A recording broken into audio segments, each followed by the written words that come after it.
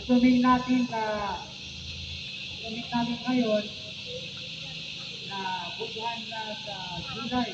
So ngayon yung camping period natin ngayon sa barangay sa barangay natin. Ayaw ba na camping sa lahat? Yes. Sa February yung arinig ko. Akin ang gustong mauuna. So, yung activities natin ngayon, huwag naman kayo mahit. Kasi darating ulit ang araw.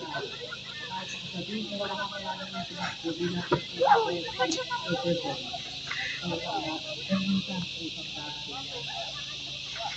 Baka sa inyo, pwede na meron na sa